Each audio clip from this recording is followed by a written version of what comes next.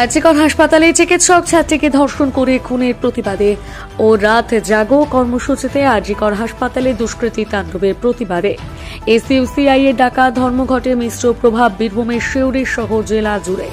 সিউড়িতে সকাল থেকেই বন্ধ বেসরকারি বাস পরিষেবা, যদি অন্যান্য দিনের মতন চলছে সরকারি বাস। যদিও সরকারি বাসে যাত্রীর সংখ্যা অনেক কম, এখনো পর্যন্ত রাস্তাঘাটে মানুষের উপস্থিতি অন্যান্য দিনের তুলনায় কম।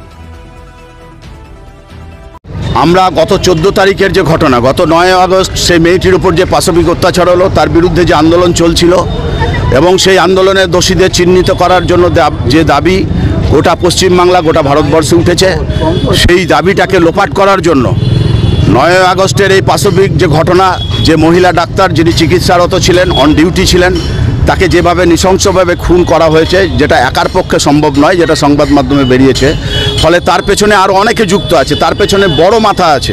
তাদেরকে চিহ্নিত করে দৃষ্টান্তমূলক শাস্তির দাবিতে যে আন্দোলন চলছে, সেই আন্দোলনটা যাতে স্তব্ধ হয়ে যায়, আন্দোলনের ডাইমেনশনটা যাতে ঘুরে যায় এবং কোনো তথ্য প্রমাণ যাতে না পাওয়া যায়, তার জন্য 14 তারিখ রাত্রি 12টার পরে, যেদিন গোটা পশ্চিমবাংলা, গোটা ভারতবর্ষের মেয়েরা রাস্তা দখলের কর্মসূচি নিয়েছিল স্বাধীনতার দিনে, যে মেয়েরা স্বাধীন নয়, ফলে প্রকৃত স্বাধীনতা চাই, এই দাবি নিয়ে তারা যখন রাস্তায় নেমেছে, কলকাতার আরজিকর মেডিকেল কলেজ থেকে শ্যামবাজার পর্যন্ত ডাক্তারদের যে মিছিল আসছিল, সেই মিছিলকে গেটে আটকে দিয়ে 400-500 দুষ্কৃতী নির্দিষ্ট রাজনৈতিক নেতাদের মদতে সেখানে ওই আন্দোলনকারীদের উপর হামলা চালায়।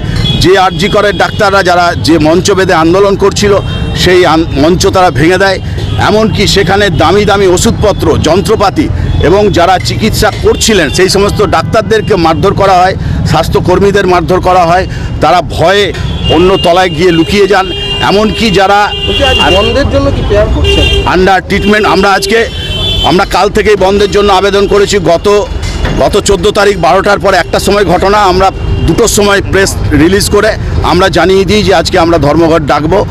আমরা সেই জন্য গতকাল আমরা আবেদন করেছি বিভিন্ন মানুষের কাছে, বিভিন্ন প্রতিষ্ঠানের কাছে, বাস মালিকদের কাছে, বাসের শ্রমিক কর্মচারীদের কাছে, দোকানদারদের কাছে। এটা বিবেকের প্রশ্ন যে এত বড় যে অন্যায়, এত বড় যে নারীকেও ঘটনা ঘটলো, এর প্রতিবাদ আপনি মানুষ হিসেবে করবেন না।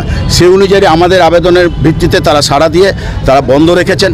যারা জোর করে বেরোচ্ছেন তাদেরকেও ভাবতে হবে যে এটা একটা নারকীয় ঘটনা, ফলে এটা যদি চলতে থাকে তাহলে আজকে সেই বাড়ির মেয়ে, ওই সোদপুরের যে মেয়েটি মারা গেল, আজকে আমার বাড়িতেও সেই ঘটনা ঘটতে পারে। আমার বাড়ির বোনকে, আমার বাড়ির স্ত্রীকে এই দুষ্কৃতীরা তুলে নিয়ে আসতে পারে। এখানে তো সরকার, এত বড় ঘটনা ঘটলো, এখানে মানবিক যদি হতো, আমি মুখ্যমন্ত্রীর কথা কালকে শুনলাম, মুখ্যমন্ত্রী যদি মানবিক হতো তাহলে তিনি বলতেন না যে স্ট্রাইক আমরা ভাঙবো, আমরা স্ট্রাইক করতে দেবো না, এই কথা বলতেন না। তিনি প্রথমে বলতেন যে এত বড় যে ঘটনা ঘটলো, তদন্ত করা হোক, দোষীদের চিহ্নিত করা হোক। ফলে আজকে মমতা ব্যানার্জি তাদের নির্দেশ দিয়েছে, তাদের সংগঠনকে, তারা জোর করে বাস চালাচ্ছে, সরকারি বাস, সেখানে প্যাসেঞ্জার নেই। আমরা কোনো জোর করব না, আমরা বলেছি আমরা মানুষের বিবেকের কাছে আবেদন করব। আমরা আবেদন করেছি।